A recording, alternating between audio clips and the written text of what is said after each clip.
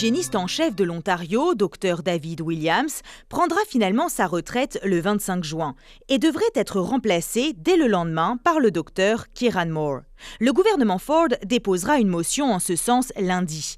Le mandat du Dr Williams, en poste depuis juillet 2015, devait se terminer en février, mais avait été prolongé jusqu'en septembre.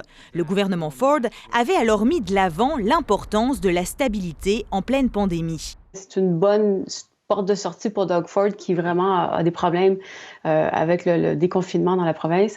Et donc, je pense que les gens saluent assez bien l'arrivée du Dr Moore. Le Dr Kieran Moore a été remarqué pour sa gestion exemplaire de la pandémie dans sa région.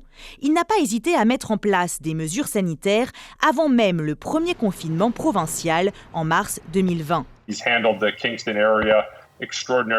Il a géré la situation de façon formidable, dit-il. Selon lui, il a su mobiliser sa communauté et éviter le pire.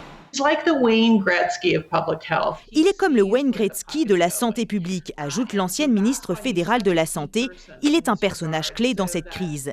Au contraire, le Dr Williams a fait l'objet de critiques à plusieurs reprises. Donc, c'est pas quelqu'un qui faisait consensus puis qui ralliait les troupes. Alors, si on cherche quelqu'un en poste de leadership, peut-être qu'il manquait un peu cet aspect-là. Essayer vraiment de balancer les méfaits et les avantages des mesures de confinement. Peut-être au niveau de communication, c'était pas son atout, mais il a pris des bonnes décisions. Doug Ford a souvent dû réitérer sa confiance envers son médecin hygiéniste en chef.